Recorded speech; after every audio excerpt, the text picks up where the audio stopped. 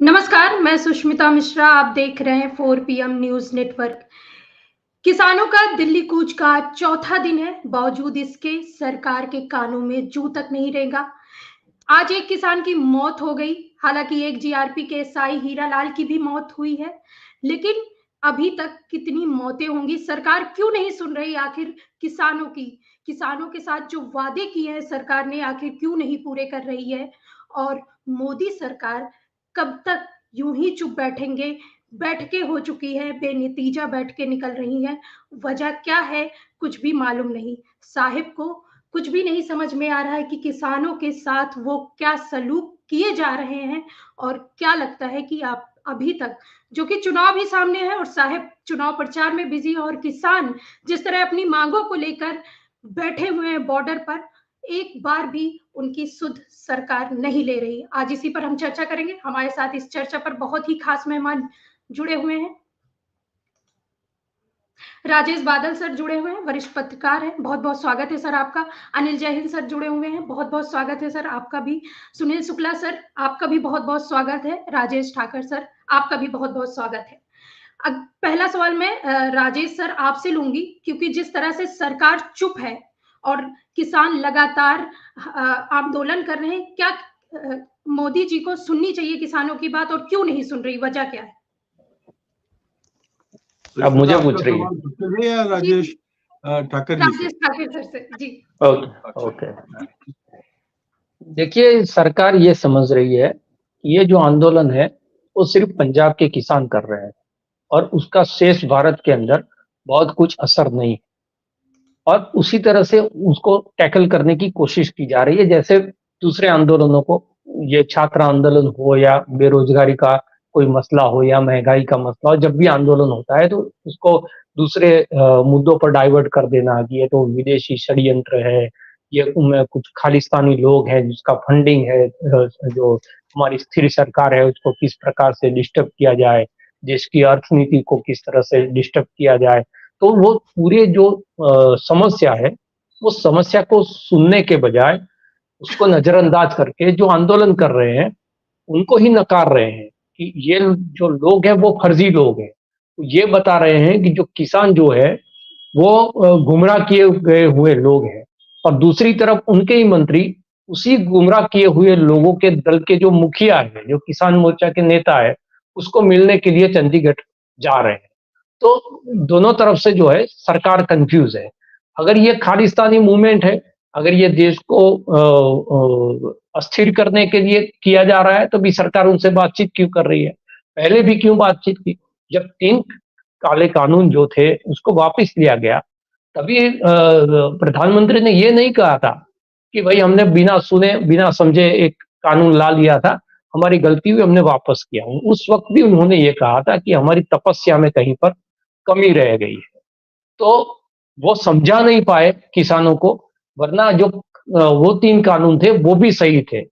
आज भी वही बात बताई जा रही है कि एमएसपी को लागू करने पर जीडीपी की क्या स्थिति हो जाएगी, देश के अर्थतंत्र की क्या स्थिति हो जाएगी। ये चुनाव आया है तब किसान जो है ये सारी चीज कर रहे हैं, तो ये चुनावी आंदोलन है। लेकिन जब आपने समझौता किया था और कुछ बात जो थी उस पर आपने जब वो बताया गया था, उनको कमिटमेंट दिया गया था, तो उसके बाद में बहुत सारा वक्त बीत गया। आपने बीच में कभी किसान नेताओं को बुलाया नहीं, उसको चर्चा की नहीं। जब चुनाव तक आप सुनते नहीं, और ये एक ऐसी सरकार है जो चुनाव के वक्त भी सुनती है। हमारे यहाँ भी जो पाटीदार आंदोलन था 1.5 साल तक चला, लेकिन जब चुनाव नजदीक आए विधानसभा के, तभी उसकी सुनवाई हुई।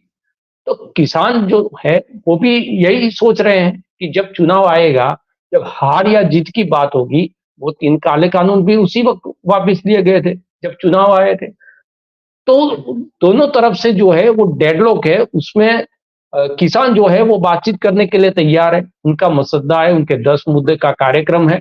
उस पर कितनी बात आप मान सकते हैं, कितनी बात आप नहीं मान सकते। अगर नहीं मान सकते तो उसमें आपका क्या तर्क है और उसके सामने किसान क्या कहना चाहते हैं। ये जो संवाद है, पहले भी संवाद नहीं किया गया था। पहले जब किसान आंदोलन बहुत महीनों तक चला, दिल्ली के अंदर किसान बैठे हुए थे, तभी नरेंद्र मोदी जो है वहां चंद किलोमीटर जाने की बजाय हमारे कच्छ में आए थे और कच्छ में किसानों के साथ संवाद करके दिल्ली के किसान जो वहां पर धरने पर बैठे थे उनको अपनी बात कहने की कोशिश की थी। तो आप जो लोग आपके सामने ये दिक्कत खड़ी कर रहे हैं और अपनी मांगे जो हैं वो आपके सामने रख रहे हैं, तो एक सरकार को जो है उस पर बात करनी चाहिए और पारदर्शिता से बात करके उनके जो मुद्दे हैं वो सुलझाने चाहिए। आपका जो विषय है कि मौत हो गई उसके बाद भी जो है, तो ये मौत का जो है वो खेल तो गोधरा से शुरू हुआ है। तो मौत जो है वो संवेदनशीलता सरकार में नहीं ला सकती, क्योंकि अयोध्या के राम मंदिर बनने पर भी बहुत सारे लोग मारे गए, वो कार सेवक भी मारे गए, उसके बाद में हुए दंगे में भी लोग मारे गए। किसान आंदोलन जब पहले हुआ उसमें भी बहुत सारे लोग मारे गए थे। जेएनयू के अंदर जब छात्र आंदोलन हुआ था उसमें भी पुलिस ने बर्बरता से किस प्रकार से लोगों को उसमें मारा पीटा था। तो ये जो सारी चीजें हैं वो इनकी संवेदना को जागृत करने के लिए मैं समझता हूँ कि ये बहुत मायने नहीं रखती। ये लोग ये करने की कोशिश करते हैं कि समय जितना खींचना है खींचो, किसी को थका दो, उनका जो है मूवमेंट है उसको बदनाम कर दो। लेकिन जो मसला है जिसमें खुद नरेंद्र मोदी ने ये बात की हुई थी, जो एमएसपी और जो मांग है उसको नरेंद्र मोदी ने खुद दोहराया था। तो जो चीज आप जब विपक्ष में थे तब उसको आपको सही लग रही थी, वही मांग अगर आपको गलत लग रही है तो आप किसानों को समझाइए। पहले आपकी तपस्या में कमी रह गई थी तो 2 साल आपको और मिले थे, आप और तपस्या कर लेते। और अगर आप सही थे तो किसानों को साथ बैठकर उनको समझाते कि हमारा पक्ष क्या है, उसमें क्या नकारात्मक चीजें हैं, किसानों से सीनिए उसमें सकारात्मक कैसे हो सकता है और उसका रास्ता निकालिए। लेकिन रास्ता निकालने से पहले आपके पास गुहार लगाने के लिए जो लोग अभी आए भी नहीं दिल्ली में, उसके पहले सड़कों पर कील ठोक देना, आरसीसी के जो है वो आगे दीवारें खड़ी कर देना, ड्रोन से जो है वो अश्रु गैस वहां पर डाल देना, ये किसानों को आपने पहले भी इस प्रकार से थकाने की कोशिश की थी, उसमें आप निष्फल साबित हो गए थे। दूसरी बार भी आप कर रहे हैं। मैं तो गुजरात में हर बार देखता हूं कि सरकार काइट फेस्टिवल करती है और इंटरनेशनल काइट फेस्टिवल करती है। इस बार खेडूतों ने काइट फेस्टिवल कर दिया। आपके जो ड्रोन है उसके सामने जो है वो पतंगे उड़ा के उस ड्रोन को गिरा रहे, तो उनका हौसला जो है वो पहले भी पस्त नहीं हुआ था। तो सरकार को ये करना चाहिए कि उनके जो भी नेता हो उसके साथ संजीदगी से बात करनी चाहिए, नकारात्मकता को छोड़ना चाहिए, किसानों को भी छोड़ना चाहिए और सरकार को भी छोड़ना चाहिए। और उनके जो 10 मुद्दे हैं उसमें से कितने पर बात हो सकती है, कितने पर बात नहीं हो सकती तो क्यों नहीं हो सकती, ये सारी चीज जो है वो बैठकर उसको सुलझाना चाहिए। लेकिन सरकार की मंशा ये लग नहीं रही है। सरकार जिस प्रकार का व्यवहार कर रही है, जिस प्रकार का बर्ताव कर रही है अपने देश के नागरिकों के साथ, वो ऐसा लग रहा है कि गृह युद्ध छिड़ा हुआ है। जैसे पुलिस और नागरिकों के बीच में जो है एक युद्ध चल रहा है, ऐसी स्थिति खड़ी हो गई है। अभी 3 या 4 दिन हुए हैं, अभी दिल्ली तक पहुंचे नहीं है। और दूसरी गलती ये कर दी है, जहां-जहां पर किसानों को रोका है, वो सारी चीजें सारी जगह जो है वो डिस्टर्ब हो रही है। और उससे दूसरा पक्ष ये भी है कि ये लोग ये भी चाहते हैं कि अगर आम जनता परेशान हो जाएगी ये सब रास्ते बंद होने से, तो हो सकता है कि किसानों के खिलाफ आम जनता ही हो जाए। तो किसानों के खिलाफ किस प्रकार से जनता को करना है, किस प्रकार से इस आंदोलन को दबाना है, थकाना है, कैसे उसको बंद करा देना है, ये सारी चीजें करने के बजाय जो उनकी मांगे हैं, और कुछ मांगे तो बिल्कुल जायज है, जो एक ही मीटिंग के अंदर आप उसको सॉल्व कर सकते हो। जैसे जो लखीमपुरी का केस है उसके बारे में बात की गई है। हर आंदोलन के बाद ये मांग पहली रहती है कि आंदोलन के दौरान जो केस हुए उसको वापस ले लेने चाहिए। वो जो चीज है वो आप कर सकते हैं। तो कुछ मांगे तो ऐसी है जो एक ही मीटिंग में उसमें सॉल्व हो सकती है। तो सरकार जो है पहले ये कह दे कि इतनी चीज हम करने के लिए तैयार है, बाकी की जो चीज है उसमें हम बहस कर लेते हैं, आपका जो पक्ष है वो भी हम सुन लेंगे, हमारा पक्ष आप सुन लो, और उसमें क्या हो सकता है या नहीं हो सकता है। 1 साल के बाद अगर आप ये कहते हो कि ठीक है, हम आपको कमिटमेंट करते हैं कि उसमें कुछ हम कानून लाएंगे, और उसके बाद में जब चुनाव आ जाता है वहां तक आप नहीं सुनवाई करते हो, तो फिर किसानों के पास रास्ता क्या रहता है? यही एक रास्ता है कि वो जो है आंदोलन का मार्ग अख्तियार करे। तो मैं समझता हूं कि सरकार की जो इच्छा है वो कुछ अलग है, और उनकी जो मंशा है वो अलग है, वरना जो है किसी भी चीज का हल संवाद के माध्यम से निकल सकता है। लेकिन ये समझते हैं कि किसानों को हौसले को हम खत्म कर देंगे, और जो ये चीज है, एक बार पहले आंदोलन जब खत्म हुआ उसके बाद सारे लोग ये बता रहे थे कि अब ऐसा आंदोलन फिर से नहीं हो पाएगा। लेकिन 3 या 4 दिन से हम जो दृश्य देख रहे हैं, हमको लग रहा है कि वो आंदोलन खत्म हुआ ही नहीं था। जैसे वहीं से फिर से शुरू हुआ है, ऐसी स्थिति है। तो सरकार को गंभीरता से सोचना चाहिए। वो लाल किले तक पहुंच गए थे, वो ऐसे दृश्य हमको नहीं देखने पड़े। इस देश का जो है वो किसान लड़ रहा है, तो उससे जो है देश की भी छवि जो है वो खराब होती है। तो जो विश्व के अंदर हमारी छवि बनाने की कोशिश है, उसमें भी कहीं न कहीं दब्बा लगता है कि अपने ही देश के जो किसान हैं, इतने दिनों से, इतने सालों से अपनी एक जायज़ माँग को लेकर सड़कों पर हैं, और उनकी सुनवाई करने के बजाय उनके साथ एक प्रकार से ऐसा व्यवहार किया जा रहा है कि उनको खदेड़ दिया जाए। पंजाब हो या हरियाणा हो, दूसरे जो भी राज्य है, उससे दिल्ली तक नहीं आने दिया जाए। जो लोग आपको दिल्ली में बैठाते हैं, उसी को लोगों को जो है वो आप दिल्ली में आने के लिए मना कर रहे हैं। ये किस प्रकार का लोकतंत्र है? ये सवाल है। बिल्कुल सर, बिल्कुल, बिल्कुल सही कहा आपने सर।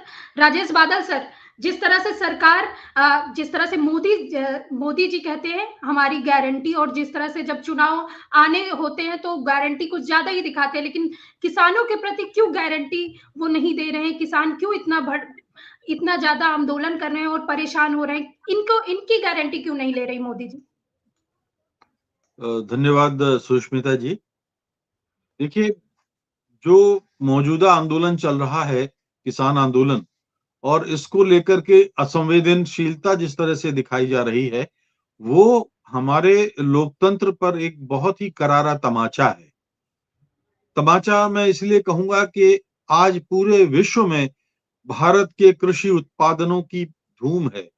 भारत के जितने भी, चाहे वो दूध उत्पादक किसान हो, चाहे वो गेहूं उत्पादक किसान हो, चाहे वो दलहन उत्पादक हो, चाहे वो कोई भी, मतलब कितना एक्सपोर्ट होता है। एक जमाना था जब हम अपने दाने दाने को तरसते थे, एक गिलास दूध के लिए बच्चे तरसते थे। लेकिन श्रीमती इंदिरा गांधी के जमाने में जब हरित क्रांति और श्वेत क्रांति हुई और नरीमन बोरलाग को मैक्सिको से लाया गया, तब हम दुनिया भर में कृषि उत्पादनों में कई मामलों में सिरमौर बने हुए हैं।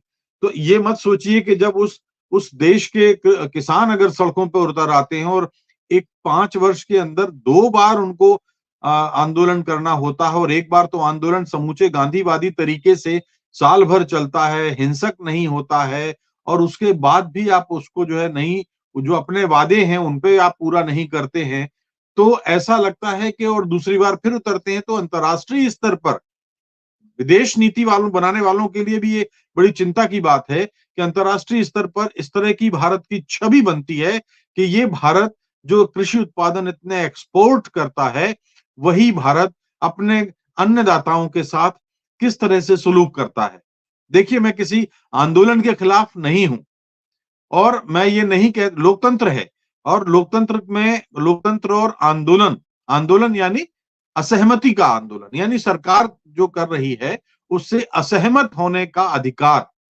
तो लोकतंत्र में कोई आंदोलन, कोई सत्याग्रह, गांधी जी का जो सत्याग्रह था वो क्या था? यही तो था। यही अधिकार तो महात्मा गांधी ने हमको दिया है। तो जब आंदोलन पर लोग उतरते हैं तो हमें गांधी याद आते हैं, हमें उस लोकतंत्र की बुनियादी शर्त याद आती है कि आपको अपनी बात रखने का हक है। अब ना उनकी मांगों पर संसद में चर्चा होती है, किसान कानून बन जाते हैं, ना उनकी मांगों पर या उनके आंदोलन पर साल भर चलता है कोई अलग आयोग बनता है, ना उनको न्यायालयों से न्याय मिला है, ना संसद में प्रतिपक्ष की राय सुनी गई है, ना सर्वानुमति जो ऑल पार्टी मीटिंग होती है कभी किसानों के मसले पर उस तरह से बुलाई गई है। तो बेचारे जाएं तो जाएं कहां? ये इस आंदोलन की तुलना आप मान लीजिए, जैसे शिक्षक आंदोलन करते हैं, डॉक्टर आंदोलन करते हैं, या बैंकर आंदोलन करते हैं, या रेल कर्मी आंदोलन करते हैं, उन आंदोलनों से इस आंदोलन को आप जोड़कर नहीं देख सकते। यह आंदोलन भारत की पहचान, आप हम सब यहाँ जो बैठे हैं, हम सब बचपन से सुनते आए हैं कि भारत एक कृषि प्रधान देश है। और अगर कृषि प्रधान देश है तो हम क्या उसकी पहचान के साथ खिलवाड़ नहीं कर रहे हैं? हम उसकी अस्मिता के साथ खिलवाड़ नहीं कर रहे हैं? कैसे किन हालातों में इस देश को एक जमीन से उठा करके, सिफर से उठा करके शिखर पे लाया गया है, उस संघर्ष की दास्तान अभी हमारा ये देश नहीं जानता। और मैं देख रहा हूं कि 2 दिन से सुष्मिता जी व्हाट्सएप पर एक अजीबोगरीब सा संदेश चल रहा है। उस संदेश में ये है, जो जाहिर सी बात है क्योंकि वो भारतीय जनता पार्टी का बचाव कर रहा है, किसान आंदोलन की खिलाफत करता है, तो वो संदेश बहुत व्यापक फैलाया जा रहा है। उसमें ये कहा जा रहा है कि अगर अन्नदाता अगर अन्न उपजाता है तो हम भी करदाता हैं, हम भी कर दे करके सरकार का खजाना भरते हैं। जो पेट्रोल देता है पेट्रोल पंप वाला, वो ईंधन दाता है। जो कपड़ा बेचता है वो कपड़ा दाता है। जो गाड़ी देता है वो गाड़ी दाता है। तो अगर हम इन सेवाओं से जोड़कर कृषि के क्षेत्र को देखेंगे तो माफ कीजिए, ये बहुत खतरनाक और एक गंभीर चेतावनी है हमारे लोकतंत्र और हमारी अंतरराष्ट्रीय छवि के लिए। और इस पर मुझे लगता है कि हमें बहुत गहराई से सोचना होगा। अभी हमारे राजेश ठक्कर जी ने बहुत अच्छी बात कही कि ये सरकार असंवेदनशील है, सुनती नहीं है।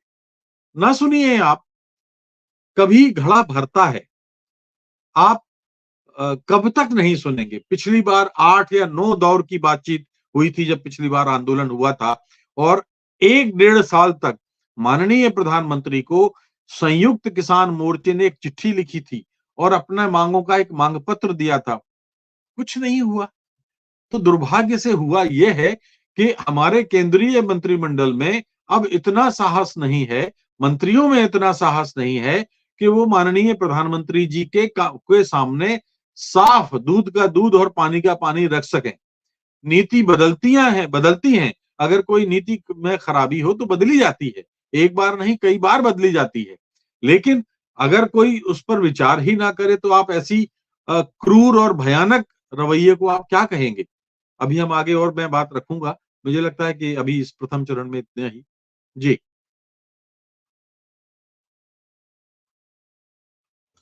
जी, बिल्कुल सही बात कही सर आपने। अनिल सर, अगला सवाल मैं आपसे लूँगी। सर, क्या लगता है कि मोदी सरकार जिस तरह से अनदेखा कर रही है किसानों की मांगों का, 2024 के चुनाव में नुकसान होगा इसको? सुष्मिता जी, देखिए, मोदी सरकार इस मामले को, ये जो भी एक नौटंकी चल रही है कि किसानों से बातचीत की जा रही है, कुछ हल निकलेगा, कुछ समझौता निकलेगा, इस नौटंकी को लंबा चलाया जाएगा। और उसमें भगवंत मान जैसे भी कूद पड़े हैं, पता नहीं उनका क्या एजेंडा है, समझ में नहीं आ रहा मुझे। तो ये चलती रहेंगी वार्ता। किसान मांग क्या रहे हैं? वही चीज तो मांग रहे हैं जो 2 साल पहले प्रधानमंत्री जी ने वायदा किया था कि हम एमएसपी देंगे। जब वो उन्होंने धरना समाप्त किया था तो प्रधानमंत्री जी ने वायदा किया था कि भाई आपके ये जो 3 कानून है ये तो हमने वापस ले लिए, जहां तक एमएसपी की बात है तो आप थोड़ा सा समय हमें और दे दें। तो किसानों ने कहा बिल्कुल जायज बात है, और धरना उठा के चले गए। वो वादा 2 साल निकल गए, उस पर कोई कार्रवाई तो हुई नहीं। मोदी जी विदेशों में घूमते रहते हैं। आज वो हरियाणा में रेवाड़ी में कह रहे थे कि मैंने यहां से कैंपेन शुरू किया था और अब की बार 400 पार। तो रत्ती भर भी कहीं आपको लग रहा है कि इतना बड़ा किसान आंदोलन चल रहा है और इस देश का जो प्रधानमंत्री है उसका जरा सा भी ध्यान उस किसान आंदोलन के प्रति है? मुझे तो नहीं लगता। जिस तरह से उनकी विदेश यात्रा, या आज जो हरियाणा के रेवाड़ी शहर में थे, तो सरकार जो ये है उसको ऐसा लगता है कि हमारे पास जनता को उसका दिमाग घुमाने को हमारे पास एक फार्मूला है। और वो जो 970 चैनल जो पूंजीपतियों के चलते हैं, उनको लगता है कि हम इन लोगों को जाति के नाम पे, धर्म के नाम पे बांट करके अल्टीमेटली हम अपने पक्ष में ले आएंगे, इनका वोट भी हम ले लेंगे। और आपने देखा पिछले दिनों लखीमपुर खीरी में, जहां पे एक नेता के पुत्र ने किसानों को कुचल दिया, वहां की सारी सीटें तो फिर भारतीय जनता पार्टी ने जीती, वहां विधानसभा की सीटें। तो इस चीज का घमंड है। तो ये सरकार इसलिए काम करती है उन लोगों के लिए जिनके पास वो 970 चैनल हैं, जो पूंजीपति हैं। ये सरकार उनके हित में काम करती है। उनके 14 लाख करोड़ रुपए भी कर्ज के जो मुट्ठी भर पूंजीपति हैं, जिनकी गिनती जो है 100 तक भी नहीं शायद पहुंचे, उनके 14 लाख करोड़ रुपए माफ किए जाते हैं बैंक कर्ज के। और एमएसपी का अगर सरकार का बहुत ज्यादा खर्च होगा तो 1 लाख से 2 लाख करोड़ रुपए मैक्सिमम खर्च हो सकता है, और उससे 50 करोड़ लोगों का फायदा होगा इस देश के जो किसान परिवार है।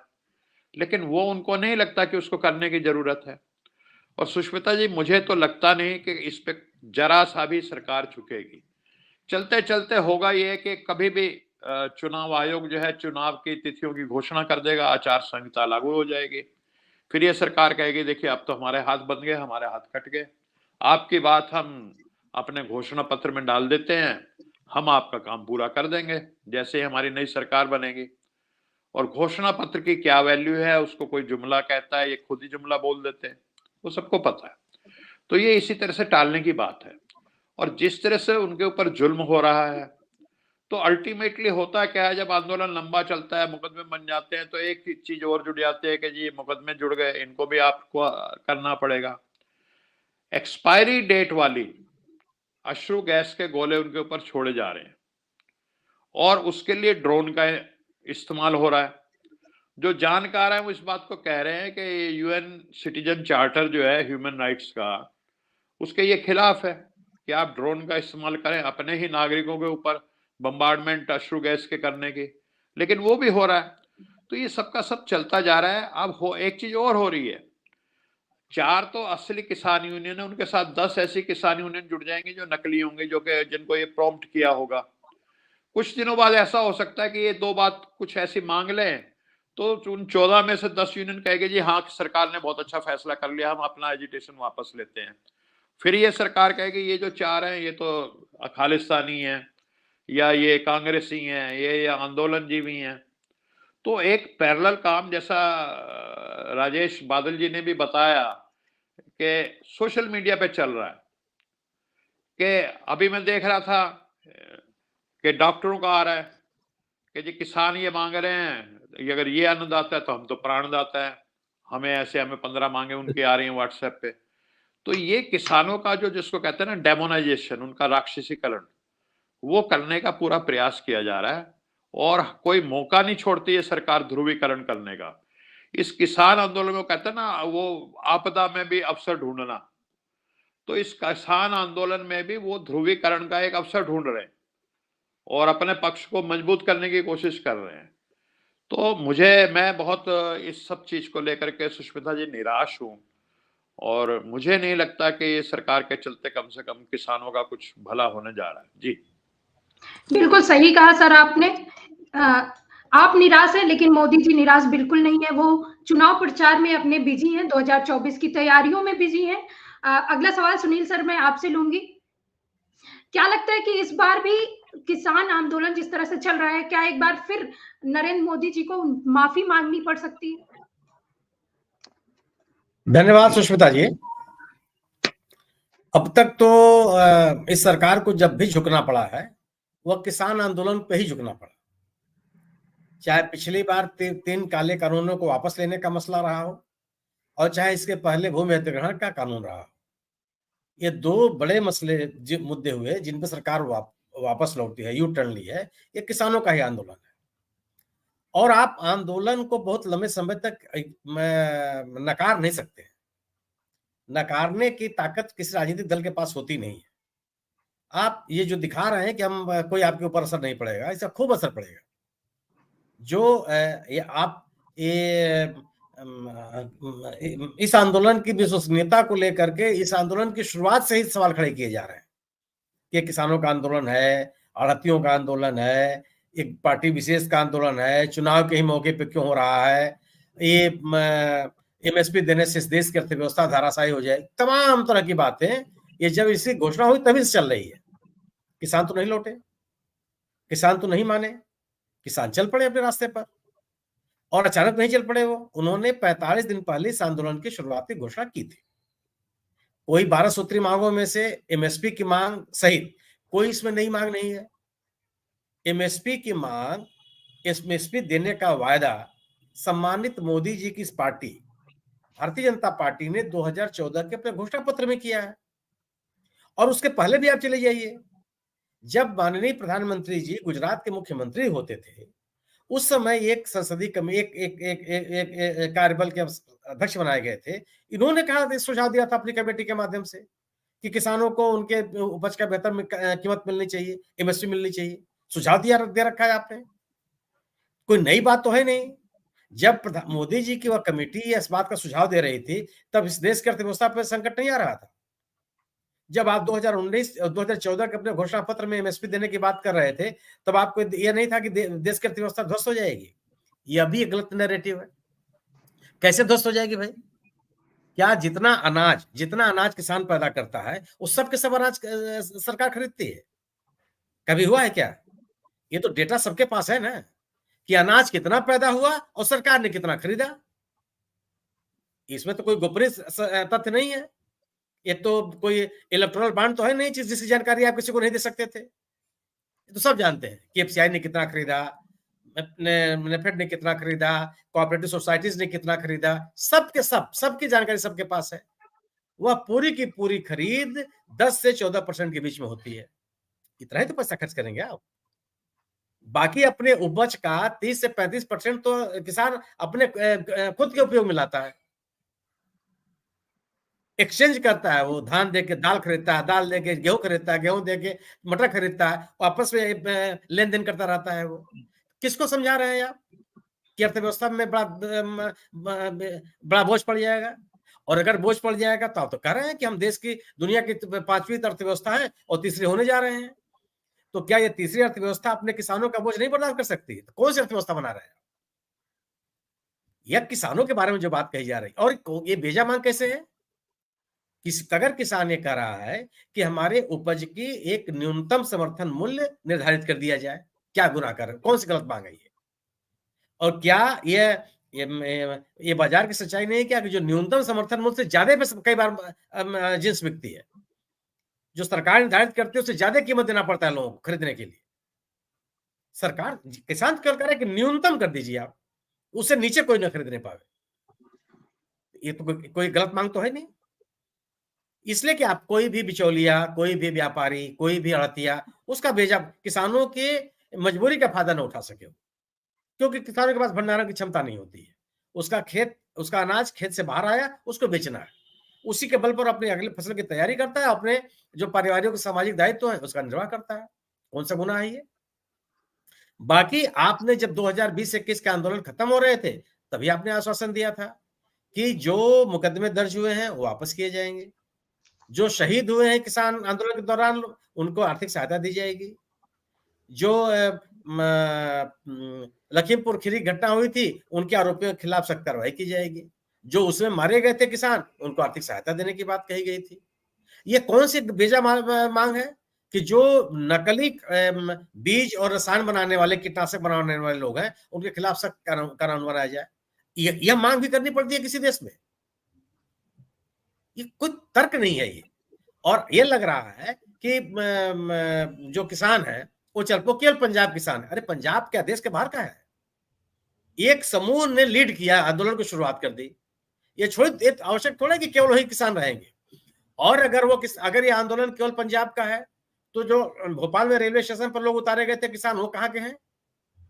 क्या पंजाब से दिल्ली आने का यात्रा भोपाल होके आता है रास्ता क्या कोई? वो कौन लोग हैं? क्या जो उड़ीसा में किसान पकड़े गए हैं क्या वो पंजाब के किसान है? जो मध्य प्रदेश में किसान आंदोलित हैं वो क्या पंजाब के किसान है? हर जगह किसान है। और ये सही है कि जो 20-21 के आंदोलन के जो संगठन थे उनसे अलग संगठन है, लेकिन 20-21 के आंदोलन में भी ये संगठन शामिल थे जो आज आंदोलन कर रहे हैं। किसान मजदूर मोर्चा पिछली बार भी था, संयुक्त किसान मोर्चा गैर राजनीतिक पिछली बार भी था, वो भी अपना झंडा बनने लगा कि वहां मौजूद था, पूरे साल भर मौजूद रहा हो। ये नए लोग तो है नहीं, किसानों के प्रतिनिधि हैं, किसानों का संगठन है। और ये जरूर है, मैं तो बार बार कहता हूं, और जो किसान नेता भी इस बात को समझते हैं, आंदोलन हिंसक नहीं होना चाहिए। अगर हिंसक आंदोलन होगा तो फिर आंदोलन को लंबे समय तक चलाना मुश्किल हो जाता है, फिर आप नहीं चला सकते, फिर सरकार के उत्पीड़न का सामना आप नहीं कर सकते, और वो धैर्य उन्होंने बनाए हुए हैं। सर आप सोचिए कि मतलब क्या हिंदुस्तान में ये आंदोलन होते हैं? देश के दुनिया के बाकी हिस्सों में आंदोलन नहीं हो रहे हैं? क्या जर्मनी के किसान आंदोलित नहीं है कि साहब जो हमको आप एग्रो डीजल देते हैं आप, और उस पर जो आपने सब्सिडी कम की है इसको बढ़ा, इसको कम मत कीजिए, हमारी उसको बढ़ा रहने दीजिए। बीज पर सब्सिडी की मांग को लेकर के स्पेन और फ्रांस के किसान आंदोलित नहीं है। किस शहर में? पेरिस शहर में आकर उन्होंने आंदोलन किया, प्रदर्शन किया, वहां तो किसी नहीं गिरफ्तार कर लिया। किसी भी लोकतांत्रिक देश में किसानों को, मजदूरों को, छात्रों को, विद्यार्थियों को, किसी को भी आंदोलन करने का हक है। सरकार की जिम्मेदारी है कि उस आंदोलन की वजह से व्यवस्था न फैलने पाए, व्यवस्था कीजिए। ये आपकी जिम्मेदारी बनती है कि आप आने नहीं दें किसी को। और ठीक है, अगर नहीं आने देना चाहते हैं तो आंदोलन शुरू ना हो, वह कारण नहीं बननी चाहिए। और आंख बंद कर लेने से यह मान लेना कि इस आंदोलन का असर नहीं पड़ेगा, ऐसा नहीं है। केवल चुनावी जीत हार के आधार पर यह नहीं तय किया जा सकता कि इस आंदोलन का असर पड़ा कि नहीं पड़ा।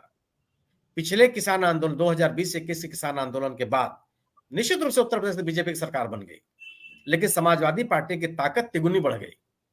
41 सीट से 125 सीट पहुंच गए वो विधानसभा में, जिसके खिलाफ क्या क्या नहीं कहा गया था, और अकेले चुनाव लड़ रहे थे, किस तरह का गठबंधन नहीं था। आंदोलन हमेशा प्रभावित करते हैं, ठीक है, ये बस हो सकती है, कम पड़ते हैं ज्यादा। और आज के दौर में जब एक एक सीट की का संघर्ष है, एक एक वोट का संघर्ष है, क्या आप इतना रिस्क ले सकते हैं क्या? आप आंदोलनों को बदनाम करने से, नेताओं को बदनाम करने से ये काम नहीं चलता कि किसके कहने पे कर रहा है, किसी कहने पे कर रहे हैं, क्या उनकी मांग जायज है कि नहीं है, उसमें तर्क है कि नहीं है, क्या जो इनको राहत, जिस तरह के समर्थन, जिस मांगों को लेकर के आगे बढ़े हैं, उनको माना जा सकता है कि नहीं माना जा सकता? तर्कसंगत तरीके से सोचिए। लेकिन किसानों को गरीब क्यों रखना चाहते हैं भैया? किसानों को आर्थिक रूप से मजबूत क्यों रखना चाहते हैं? किसका फायदा होने वाला है इससे? किस समाज का फायदा होने वाला है? अगर आप विश्व गुरु बनना चाहते हैं, दुनिया की आर्थिक ताकत बनना चाहते हैं, तो क्या किसानों को आर्थिक रूप से कमजोर बनाए रख करके बन सकते हैं क्या? संभव है ये बात कहीं से वो नहीं है। और ये आप यकीन मानिए, मेरा अपना विश्वास है कि आंदोलनों से सरकारों पे असर पड़ता है। सरकारें इसको स्वीकार करें मुख सामने आकर के, चाहे न स्वीकार करें, असर पड़ता है। सबको इस बात का एहसास है, और इसका एहसास न होता तो अब तक 3 बार की 4 बार की वार्ता न हो पाती। प्रधानमंत्री जी पिछले काले कानून वापस नहीं ले लेते। इसलिए अभी है कि सरकार को अपने इन किसानों के साथ संवेदना के साथ विचार करके इनकी मांगों को पूरा करना चाहिए। जितना जल्दी जल्दी हो सके आंदोलन खत्म हो। यह आंदोलन जितना बढ़ेगा, मुझे लगता है कि इसकी राजनीतिक कीमत वसूल करेगा। जी, बहुत सही बात की सर आपने। राजेश ठाकर सर, इस विषय पर हम संक्षिप्त में टिप्पणी लेना चाहेंगे। आखिर इस विषय में आपकी राय क्या? जी सर। देखिए, मैंने पहले यही बताया कि अगर आपकी मंशा नहीं है, आपको अगर ये मांगे जो है वो जायज नहीं लग रही, जो मांगे कर रहे हैं उसके खिलाफ जो आपको संदेह है, तो इसका समाधान नहीं हो सकता। आप किसी को आंदोलनजीवी कह के उसको बदनाम करने की कोशिश करते हैं, तो राम जन्मभूमि का रथ हमारे सोमनाथ से लेकर जो निकले थे, उनके सारथी जो थे, वो क्या थे? वो आंदोलनजीवी नहीं थे। अन्ना हजारे के आंदोलन के अंदर आप जो बैक चैनल सपोर्ट कर रही थी राष्ट्रीय स्वयंसेवक संघ और विद्यार्थी परिषद, वो क्या था? वो आंदोलनजीवी नहीं थे। बाबा रामदेव जो काला धन आएगा और ये सब होगा, उसके भ्रष्टाचार के खिलाफ जो आंदोलन कर रहे थे, जिसमें आप शरीक थे, तो वो आंदोलनजीवी नहीं थे। आपने इंदिरा गांधी के खिलाफ बहुत बड़ा आंदोलन खड़ा किया था जयप्रकाश नारायण के नेतृत्व में, वो आंदोलनजीवी नहीं थे। ये लोग तो गांधी जी को भी गाली दे रहे हैं कि उन्होंने किस प्रकार से आंदोलन किया जाता है वो लोगों को सिखाया। तो आंदोलन जो है वो लोकशाही की आत्मा है। अगर आप आत्मा को ही कुचलने की कोशिश करोगे, आप रबर की गोली चलाओगे, कल हो सकता है AK-47 भी आप चला लो, क्योंकि आपको मुगल ये है हो गया है कि ये देश जो है वो हमारी बपोती है, और अगले जो है 20-30 साल तक जो है इसमें हमारा ही राज रहेगा। जब ये सत्ता की अहंकार के साथ किसी चीज को आप डील करते हो, तो उसमें संवेदनाएं नहीं रहती है। तो किसान जो है वो अपनी मांगों पर डटे हुए हैं, और उस पर ये जो लोगों का रवैया है, और उसमें बताया गया कि इस प्रकार से व्हाट्सएप यूनिवर्सिटी काम कर रही है। वो कह रहे हैं कि डॉक्टर जो है वो प्राणदाता है, तो प्राणदाता जो है वो भूखे पेट तो किसी का प्राण बचा नहीं पाएगा, देगा तो वो कौन देगा? वही किसान ही देगा। और जो प्राणदाता है वो तय करता है कि इस आदमी के पेट में अपेंडिक्स फट गया है तो मैं अपेंडिक्टोमी करूंगा, तो उसका दाम क्या लूंगा? वो पेशेंट तय नहीं करता है। यहाँ जो है खरीदार तय करता है कि किसान की जो मजदूरी है, मौसम की जो मार है, उसके बाद जो फसल आई है उसका दाम जो है क्या होगा। तो ये जो एग्जाम्पल दिए जा रहे हैं कि हम कार दाता है या हम प्राण दाता है, तो वो सारे जो जितने भी दाता हैं वो अपनी जो प्रोडक्शन है, अपनी जो कीमत है, जो भी उत्पाद बना रहे हैं उसकी कीमत वो खुद तय करते हैं। और उनको पहले से पता होता है कि ये चीज का मुनाफा मुझे कितना होगा, मुझे कितना सेल करना पड़ेगा, कितना मार्जिन रखना पड़ेगा, और उसमें मैं साल के आखिर में कितना पैसा कमाऊंगा। तो ये सारी जो चीजें हैं वो किसानों की एक तो अवहेलना है, जिसको हम कहते हैं कि कृषि प्रधान हमारा देश है। हम आज भी कहते हैं कि हमारी जीडीपी के अंदर जो है कृषि आय है उसका बहुत बड़ा हिस्सा है। अगर किसान खेती करना ही छोड़ देंगे, हमारे गुजरात में हो रहा है, तो सारी जमीनें जो हाईवे के तरफ की है सारी जमीनें बिक रही है, वहां नॉन एग्रीकल्चर लैंड हो रही है और उसमें बड़ी बड़ी स्कीमें आ रही है। किसान जो है वो उसका बेटा जो है मजदूरी करना नहीं चाहता, वो देख रहा है कि बाप की हालत क्या हो गई है किसानी करते करते। तो जब किसान जो है वो खेतों में जाना बंद कर देंगे, तो फिर आप जो 80 करोड़ लोगों को 5 किलो अनाज बांट रहे हो वो कहां से लाओगे? अदानी को बोलोगे फैक्ट्री में गेहूं या चावल बना दो, या अंबानी को कहोगे आप? तो आखिरकार इस देश की इकोनॉमी को बचाना है, इस देश के आत्मा को बचाना है, तो आपको किसान को बचाना पड़ेगा। और आपको ये तय करना पड़ेगा कि इनको जो मांग है वो सही है नहीं है। आप एक सिरे से निकाल दो, मीटिंग का नौटंकी क्यों कर रहे हैं? 2, 4, 5, 10 मीटिंग करने के बाद अगर आपको यही आपके माइंड सेट के अंदर है कि हमको इलेक्शन ही ला देना है, तो ये आंदोलन आप समझ लेना, ये आंदोलन फिर चुनावी आंदोलन हो जाएगा। अगर यही उनका तरीका है कि टाइम पास करो और जो है फिर चुनाव घोषित हो जाए उसके बाद कह दो कि अब तो हम कोई निर्णय ले नहीं सकते, आचार संहिता लग गई है, तो ये जो किसान आंदोलन आप रोक रहे हो, फिर लोगों के घर जाते किसानों को कैसे रोक पाओगे? फिर वो जो है आपके खिलाफ, आप जैसे पंजाब से उल्टे पांव चले आए थे, वहां तो ना शुरू गैस के गोले चले थे, ना कंकर चला था, ना कुछ था, ना कोई आदमी था, फिर भी आप उल्टे पांव लौट आए थे। तो आप में वो हौसला नहीं है जो किसानों में है कि आपके अश्रु गोले हो, आपकी गोली हो, आपकी लाठी हो, इसके बावजूद भी वो लोग जो है जिसने भी बेवकूफ बनाया, बेवकूफ बनकर कोई गोली नहीं खाता, कोई जो है ये इतनी परेशानी झेलता नहीं है। दूसरी बात ये कही जा रही है कि मर्सिडीज वाले लोग जो है वो एक पिक्चर डाला जा रहा है, उसमें मर्सिडीज वाले खेडूत जो है ये आंदोलन कर रहे हैं। तो आदमी जो धनिक है वो अन्याय के खिलाफ आवाज नहीं उठा सकता। वो अपने जो गरीब किसान है उसके पास शायद हो सकता है दूसरे तीसरे कोई धंधे हो, ट्रांसपोर्ट का बिजनेस हो, उसके पास पैसा आया है, तो वो क्या अपने जो गरीब किसान है उसकी जो मांग है उसके अंदर शरीक नहीं हो सकता? किस प्रकार की वाहियात बातें कर रही है उनकी सोशल मीडिया, उनका आईटी सेल।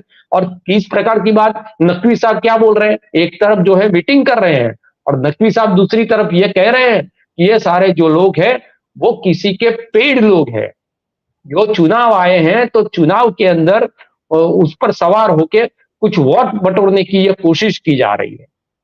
तो आप किस प्रकार से इन लोगों को देख रहे हैं उससे ही स्पष्ट हो जाता है कि आपको समस्या का समाधान चाहिए या नहीं चाहिए। तो बिल्कुल ये सही है, ये कॉर्पोरेट को सुनने वाली सरकार है। ये जो इलेक्ट्रो बॉन्ड है उसमें जो जिन लोगों ने उनको 10,000 करोड़ रुपया दिया है वो फोन उठाते हैं, अपना काम करवा देते हैं, उनको सड़कों पर नहीं आना पड़ता। सड़कों को उन्हीं पर आना पड़ता है जिन लोगों की आवाज सरकार के कान तक नहीं पहुंचती। तो ये सरकार को कान तक पहुंचाने की ये चीज है, यही एक मार्ग है, यही एक तरीका है। अगर आप रास्ते बंद नहीं करते तब तक तो ये सुनते नहीं है। आप सोशल मीडिया पर अगर आंदोलन चलाओ या ट्विटर पर आंदोलन चलाओ, इनके कान में जू तक नहीं रहेंगी। तो इनके खिलाफ जो है अपनी बात पहुंचाने का दूसरा तरीका क्या है? यही एक तरीका है। और उस तरीके को इस तरह से आप कुचलने की कोशिश करोगे, जिस प्रकार से माइक पर जो अनाउंसमेंट दिल्ली पुलिस कर रही है कि अगर वो एग्रेसिव होते हैं तो हमें भी एग्रेसिव होना है। तो एग्रेसिव जो है भीड़ को कैसे किया जाता है, वो भारतीय जनता पार्टी बहुत अच्छी तरह से जानती है। यहाँ पाटीदार आंदोलन के अंदर आधी रात को किस प्रकार से पुलिस ने खुद ने ही सादे ड्रेस में जो है पुलिस पर पथराव किया और फिर उसका इस्तेमाल करके पुलिस ने पाटीदारों के घर में घुसकर अत्याचार किया और उसका जो रिएक्शन हुआ फिर जो है पूरे गुजरात के अंदर दंगे हो गए और पाटीदार आंदोलन बदनाम हो गया। तो ये सारे तरीके तो इनको मालूम है, क्योंकि ये करके ही ये सत्ता में आए। किस प्रकार से गोधरा की घटना घटी थी, किस तरह से हमारे अक्षरधाम की घटना घटी थी, ये सारे जो चीजें सबको पता है। तो ये सारे जो हथकंडे ये तो ये जानते हैं इस प्रकार से इस आंदोलन को जो है वो हिंसक कर देना है और उसके बाद में उसको बदनाम कर देना है। तो कुचलने की बात है, खत्म करने की बात है, उनको जो है षड्यंत्र घोषित करने की बात है, ये सारी बातें तो जाहिर है। लेकिन आप उनकी मांगों पर संजीदगी से सोच रहे हैं या नहीं रहे हैं, ये कहीं पर नहीं दिख रहा। इसीलिए यहाँ पर जितने मेरे विद्वान मित्र हैं यही संदेह व्यक्त कर रहे हैं। किसानों के हौसले पर हमें क्वेश्चन मार्क नहीं है, लेकिन सरकार की मंशा जो है उस पर 100% संदेह है। ये लोग कुछ नहीं करने वाले और किसी न किसी तरह से अगर 2024 में वापिस आ गए, जो बात कर रहे हैं वो कि मैंडेट जो है उनकी जेब में हो और अब की बार 400 पार, तो उन 400 पार करने के लिए जो सारे कर रहे हैं वो एमएसपी को उन लोगों को लागू करो, मिनिमम सपोर्ट प्राइस, जिनको आप खरीद रहे हो दूसरी पार्टी से अपनी पार्टी में, वो पैसे कहां से आ रहे हैं उसका हिसाब नहीं देना है।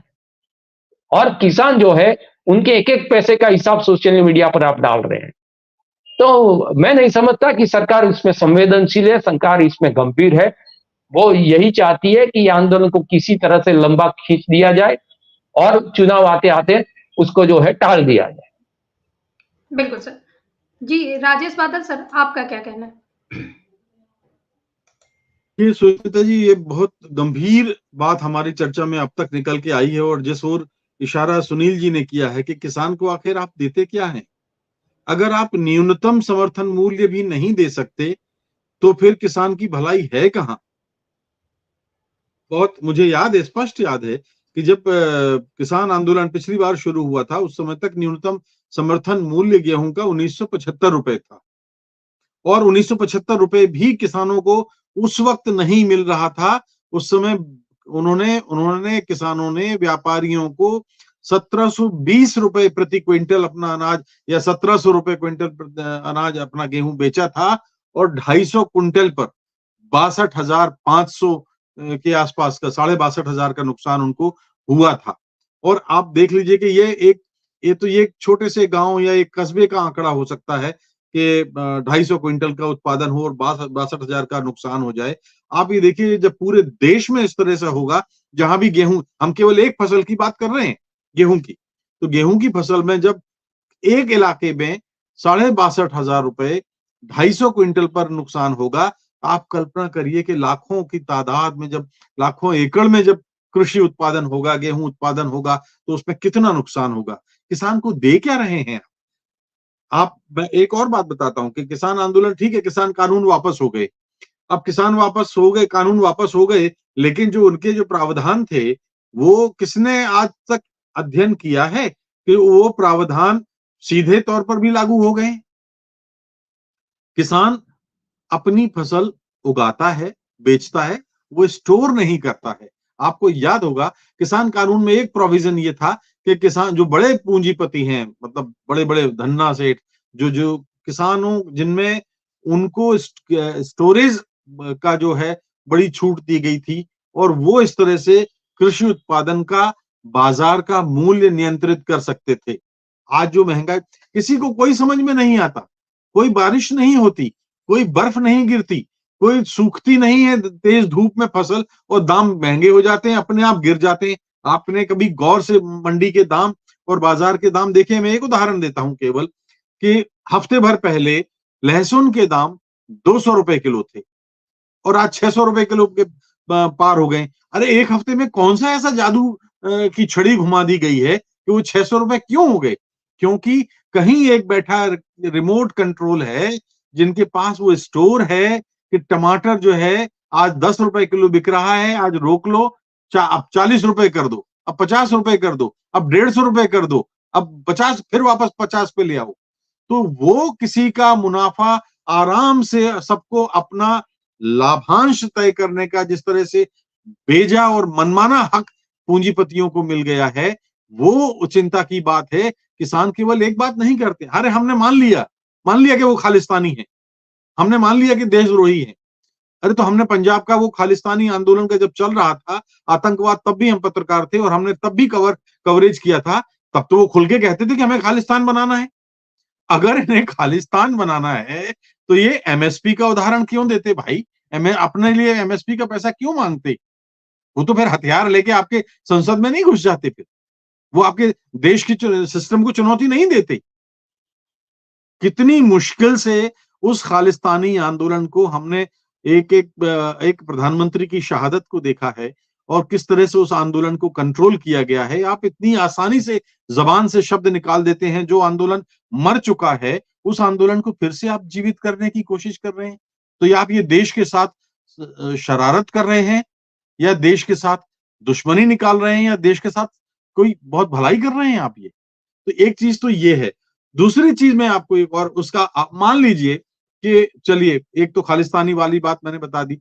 अगर हम कल्पना के तौर पे मान लें कि इसमें कनाडा का हाथ है, क्योंकि कनाडा के साथ आपके संबंध अच्छे नहीं है, तो कनाडा षड्यंत्र कर रहा है कि चूंकि पंजाब और हरियाणा के बहुत सारे लोग कनाडा में गए हुए हैं, इसलिए आप बड़ी आसानी से कह सकते हैं कि इसमें कनाडा का हाथ हो सकता है।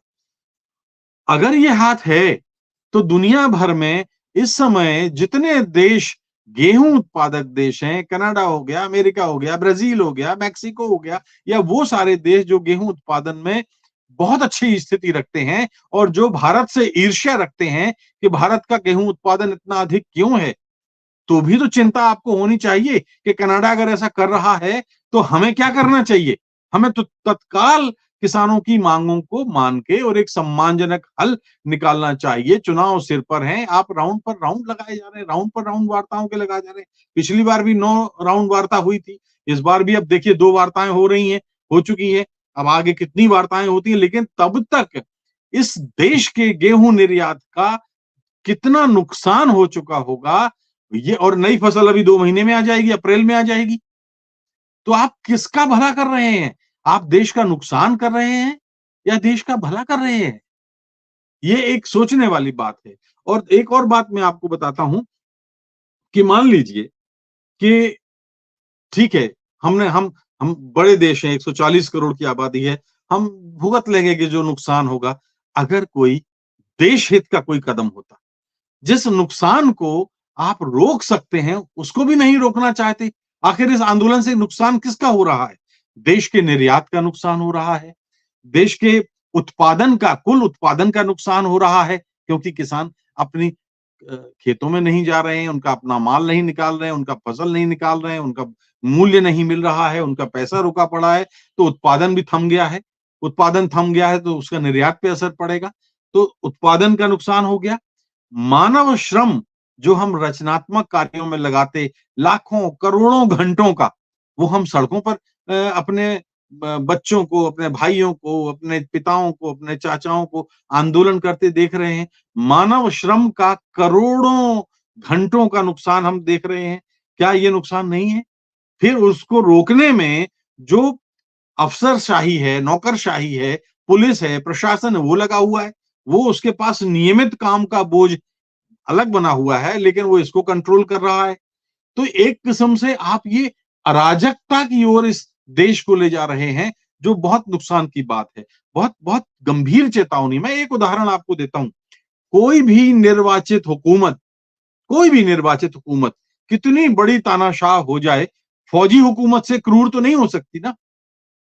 फौजी हुकूमत सबसे क्रूर होती है, सबसे तानाशाह होती है, जिसने भुट्टो तक को जो है फांसी पे सार्वजनिक तौर पे लटका दिया था और दुनिया के कुछ पत्रकारों को बुलाया था कि आओ देखो, हमारी हुकूमत भुट्टो को इस तरह से फांसी पर लटकाती है, एक फॉर्मर प्राइम मिनिस्टर को। मैं एक उदाहरण बताता हूं उस फौजी हुकूमत का भी क्या हुआ था। जब अवाम सड़कों पर आती है, जब लोकतंत्र सड़कों पर आता है, तब उस आवाम का आवाम क्या हाल करती है उस फौजी हुकूमत का। अयूब खान का आपको याद होगा, 11 साल की सैनिक शासन के बाद 1969 में क्या हुआ था नौकर, ये इसी तरह से हुआ था। उत्पादन घटा था, कृषि उत्पादन घटा था, महंगाई बढ़ी थी, तानाशाही बढ़ी थी। इसका सबका नुकसान ये हुआ कि ये गुस्सा भरता गया और पाकिस्तान जैसे मुल्क में अवाम हजारों की संख्या में, लाखों की संख्या में सेना के खिलाफ हो गई। और हुआ क्या, अयूब खान को देश छोड़कर भागना पड़ा। जी, ये सच कहानी है और जो ये बताती है कि फौजी हुकूमत भर भी लोगों के गुस्से से, अवाम के गुस्से से, अगर ये बहुत कॉन्फिडेंट हैं कि हम चुनाव जीत रहे हैं, तो या तो फिर इसका मतलब यह है कि कहीं ना कहीं कोई ईवीएम का खेल है जो हम नहीं पकड़ पा रहे हैं। कोई भी आंदोलन कर लो, हमें कोई फर्क नहीं पड़ना है। पंजाब में, हरियाणा में अगर हम ये भी मान लें कि आम आदमी जैसे भी आएगा, भगवंत सिंह मान पीछे हैं, अरे भगवंत सिंह मान पीछे हैं तो क्यों नहीं रहे भाई। पंजाब का कृषि उत्पादन सारे देश में सिरमौर रहा है, तो पंजाब की निर्वाचित हुकूमत जो संविधान की शपथ लेती है, अगर मैं कहता हूं अगर वो हुकूमत भी किसानों का आंदोलन करा रही तो इसमें नुकसान क्या है। अगर वो हुकूमत किसानों का भला चाहती है तो उसमें नुकसान क्या है, क्यों नहीं होना चाहिए। तो अगर भगवंत सिंह मान हो या हरियाणा में भी आम आदमी पार्टी, इस बार आप देखिएगा कि हरियाणा में आम आदमी पार्टी क्या असर करती है। ये एक मुझे ऐसा लगता है कभी कभी तो कि एक बहुत बड़ी सोची समझी साजिश है उस इलाके में जहां की कांग्रेस ताकतवर रही है। और हरियाणा हुआ, पंजाब हुआ, हिमाचल हुआ, जहां जहां पे आसपास का जो किसानों का एक, या दिल्ली है, वहां पर आम आदमी पार्टी के रूप में एक ऐसा प्रतिपक्ष को मजबूत बनाओ जहां से कांग्रेस का पूरा सफाया हो जाए। मैं एक काल्पनिक सियासी तस्वीर पेश कर रहा हूं, लंबी तस्वीर, कि भाई ठीक है, हरियाणा में तो पिछली बार आपको याद होगा कि बीजेपी ने अपने उस दल के साथ मिलकर के लड़ाई थी पिछली बार, जिस दल के खिलाफ वो चुनाव लड़ी थी, तो पक्ष और प्रतिपक्ष ने मिलकर सरकार बनाई थी, जैसे पाकिस्तान में हो रहा है। इसका अर्थ यह है कि वहां उस जमीन पर तीसरी बार सत्ता में आने के लिए खतरा है। पंजाब में आम आदमी पार्टी है, अकाली दल उनके साथ नहीं है अभी फिलहाल, अभी आगे क्या होगा हम नहीं जानते। तो उसका एक राजनीतिक अर्थ ये भी है कि पंजाब में, हरियाणा में, हिमाचल में, दिल्ली में अगर कांग्रेस मजबूत हो रही है तो वो भी नहीं होने देंगे। इस तरह की जो तमाम जो साइड इफेक्ट्स हैं, जिसको कहते हैं, लोकतंत्र में बड़े खतरनाक होते हैं। और कई बार मैं जो बार बार रिपीट करता हूं कि जो तीर आप दूसरों पर मारते हैं, दूसरों पर सियासत में लगाते हैं, वो तीर आपके ऊपर भी उलट कर लगते हैं। जब नौकरशाही ये देख लेती है, जब मंत्रिमंडल ये देख लेता है कि हमारे बोलने का कोई असर नहीं है, नौकरशाही ये देख लेती है कि हमारे सच पक्ष को रखने का कोई असर नहीं है, तो नौकरशाही खामोश होकर बैठ जाती है, मंत्री खामोश होकर बैठ जाते हैं, सांसद खामोश होके बैठ जाते हैं। और तब इस देश का लोकतंत्र बचाना मुश्किल हो जाता है। जी सुष्मिता जी। बिल्कुल सर, बहुत सही कहा सर आपने। अनिल सर, क्या कहना है आपका?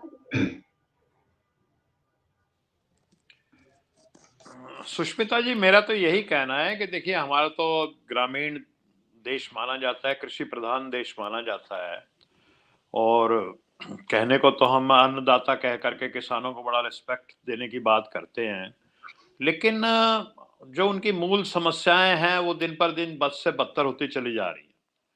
अगर किसानों की तरफ आप ध्यान नहीं देंगे, मतलब तरह तरह की समस्याएं, एक समस्या ये भी है कि उनको अपने खेतों की रक्षा करनी पड़ती है। आवारा पशु जो है वो इतने ज्यादा सड़कों पे आजकल घूम रहे हैं कि वो भी एक नई समस्या है। हालांकि पता नहीं इस किसान आंदोलन में उसकी बात की जा रही है या नहीं की जा रही है, हो सकता है पंजाब हरियाणा में उतनी ना हो, लेकिन ये तमाम तरह की समस्याओं से दिन रात किसान जूझता रहता है।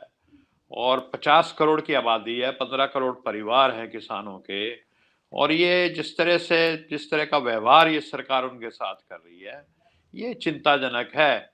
डेमोक्रेसी में, लोकतंत्र में इस तरह का व्यवहार नहीं होता सुष्मिता जी। जी, मैं तो अभी तो इतना ही कहूंगा। जी सुनील सर, आपका क्या कहना है? जी। ये जितना जल्दी हो सके सरकार को ये पहल करके इस आंदोलन को खत्म करना चाहिए। अगर ये आंदोलन चलता रहा तो भारतीय जनता पार्टी का इसका बहुत जबरदस्त राजनीतिक नुकसान होगा। यह कहने मात्र से कि इसके पीछे ये है, इसके पीछे वो है, ये आंदोलन करने वाले ये लोग हैं, आंदोलन करने वाले वो लोग हैं, इससे बात बनती नहीं है। और रास्ते में रोक करके अब जिस जगह ये अपने अभी दिल्ली से 200 किलोमीटर दूर है, ये ऐसे लोग नहीं है वहीं बैठ जाएंगे, और अगर वहीं बैठे रहेंगे तो इनका आंदोलन, इस आंदोलन में लोगों की सहभागिता और बढ़ती चली जाएगी। दिल्ली पहुंचने वालों की तादाद कम होती है, इनके यहाँ तो लगातार लोग बढ़ते चले जाएंगे। इनके साथ ये समस्या तो है नहीं कि इनको बड़ा कोई बहुत बड़ी जगह चाहिए।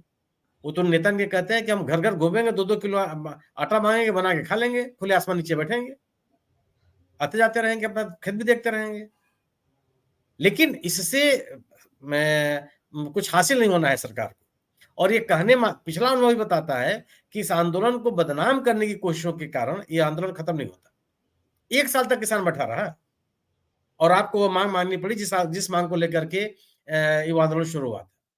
और पिछली बार की तुलना में इस बार का आंदोलन ज्यादा व्यापक है, इसकी मांगे ज्यादा हैं और इसमें किसानों के साथ साथ मजदूर भी शामिल है, इसमें मनरेगा का भी इश्यू शामिल है, ग्रामीण असंगठित क्षेत्रों के रोजगार का मसला भी है। केवल कृषि कानूनों का तक मामला सीमित नहीं है ये। और आज ये लोगों को लग रहा है कि ये पंजाब के किसान है, केवल ये हरियाणा के भी किसान निकल आएंगे, वहीं जिस राज्य में आप इनको रोके हुए हैं, राजस्थान के भी किसान निकल आएंगे, क्योंकि किसानों की समस्याएं राज्यवार अलग अलग नहीं है। अगर पंजाब का किसान नकली खाद और बीज से परेशान है तो उत्तर प्रदेश का भी किसान नकली खाद और बीज से परेशान है। ऐसा नहीं कि यहाँ परेशान नहीं है। बेहतर यह होगा कि जितना जल्दी हो सके इन किसानों की से बातचीत करके एक बेहतर वातावरण में इस आंदोलन को समाप्त किया जाए और किसानों की बातों को सहृदयता पूर्वक समझ करके उसको लागू करने की कोशिश की जाए। जी, बहुत बहुत धन्यवाद सर आप सभी का, आपने बहुत अच्छी चर्चा की और शामिल हुए इस डिबेट में। बहुत बहुत धन्यवाद सर आपका।